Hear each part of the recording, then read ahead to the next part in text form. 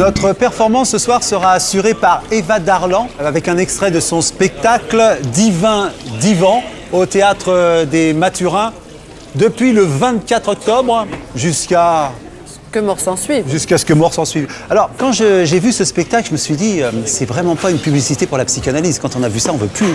Mais c'est ni une publicité, ni une contre-publicité. Je crois que chacun fait ce qu'il peut avec ses tourments. Oui. Et dans cette vie difficile, dans cette chose difficile qu'est la vie, alors il y en a, c'est la religion, d'autres c'est le coiffeur, certains le sport, et d'autres la psychanalyse. On fait ce qu'on que vous connaissez bien, parce que vous avez donc suivi une psychanalyse pendant plusieurs années. Oui, bon, oui, voilà. oui, tout à fait. Voilà. Oui, comme beaucoup d'ailleurs. Oui, voilà. Comme beaucoup. Et donc vous en avez tiré un certain nombre de portraits, 12 portraits, un peu les apôtres de la psychanalyse, oui, peut-être, oui, il y a quelque chose de ce genre-là. Alors il y a une veuve qui est un petit peu en manque d'hommes et qui fait des lapsus et qui ne s'en rend même pas compte. Oui, mais c'est-à-dire que cette pauvre femme que j'ai rencontrée dans ma vie, j'ai rencontré une femme âgée, très âgée, dans les 80 ans, qui venait de perdre son mari et qui, pendant 4 jours, a dit un mot pour un autre, mais que des horreurs.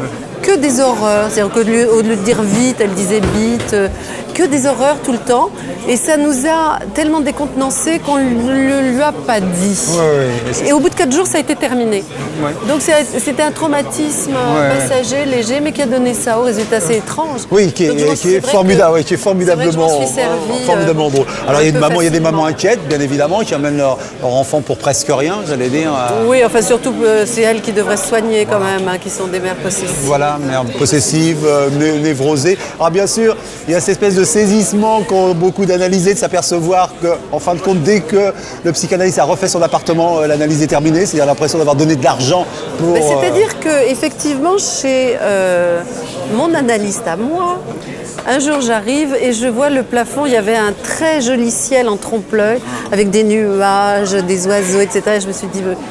Enfin, quand même, il y en a un morceau à moi là-dedans. C'est grâce à moi que ce ciel existe. D'accord. Alors, est-ce que ça va vous servir aussi pour le cinéma ou la télévision? On vous a vu dans Je vous trouve très beau d'Isabelle Mergo récemment. On vous a vu à la télévision, Proviseur. Est-ce que vous sentez que cette expérience-là va nourrir vos... Non, écoutez, moi, de ce que j'ai fait, comment dire, appeler pompeusement et tristement ma carrière, j'aime pas ce mot-là parce que je trouve que ça sent le sapin, quoi. C'est vraiment...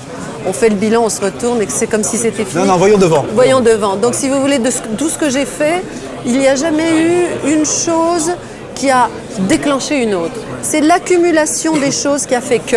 C'est des gens qui ont vu il y a longtemps, merci Bernard Pallas, et qui tout d'un coup revoient ce spectacle et qui se disent « Ah mais oui, mais si », etc. Enfin, les choses n'ont jamais rapporté immédiatement. Alors, on va donc écouter un extrait de votre spectacle, parce qu'il y a tout au long du spectacle un cours, j'allais dire, comment faire de son enfant un bon névrosé.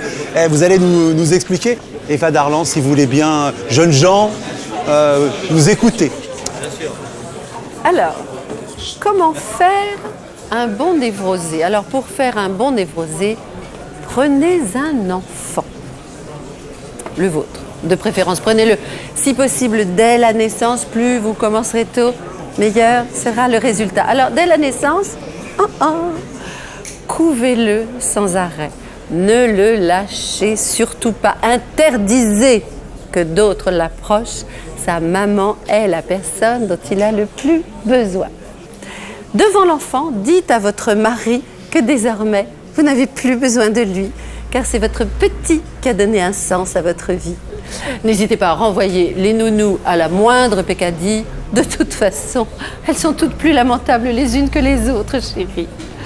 À l'âge de l'école, ne mettez pas votre enfant à la cantine. La nourriture des autres est empoisonnée. Seul, vous savez ce qui est bon pour votre enfant. N'hésitez pas à aller voir l'institutrice dès qu'une note vous semble injustifiée. Et dites bien à votre enfant que si ses résultats scolaires ne sont pas bons, c'est la faute de la maîtresse. Changez-le d'école à la moindre occasion. De toute façon, aucune n'est à la hauteur, mon amour. À l'adolescence, vous devriez récolter ce que vous avez semé. Si votre enfant vous bat, c'est que sa musculature s'est correctement développée. S'il vous vole, c'est qu'il a des besoins. Et s'il essaye des substances diverses et variées, c'est le signe d'une bonne curiosité.